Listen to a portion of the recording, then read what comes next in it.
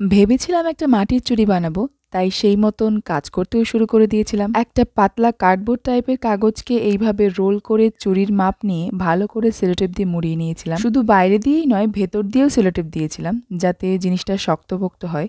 যেহেতু আমার আগের দিনের রেডি করা মাটির কন্ডিশন খুব একটা ভালো না, তাই চুড়িটাকে একটু স্টেবল করার জন্য অনেক রকম কায়দা কানুন করছিলাম, যদিও সেটা পরবর্তীকালে কোনো কাজেই লাগেনি। আসলে আমি তো টবের মাটি নিয়েছিলাম, ভেবেছিলাম যেহেতু পুকুর কাটা মাটি দিয়ে টবগুলো ভর্তি করা হয়েছিল তো এতেই কাজ হবে।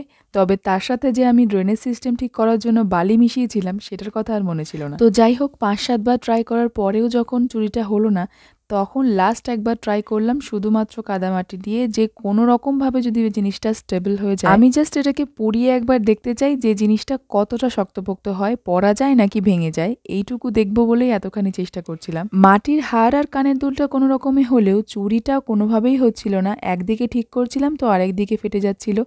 আর লাস্ট অবধি যেটা হলো সেটা তো দেখতেই পাচ্ছেন, সম্পূর্ণটা ঝুরঝুরে হয়ে ভেঙে ভেঙে খুলে পড়ছিল। এই মাটি দিয়েই বানানো আগের দিনের পেন্টেন্ট আর ইয়াররিংসটা তবু শুকিয়ে ও পোড়াতে দিয়েছি, তবে এটা তো শুকনো অবধিই গেল না। যাই হোক, আজকের মতন টাটা। আর আমি যাই দেখি ভালো মাটি কোথায় পাই।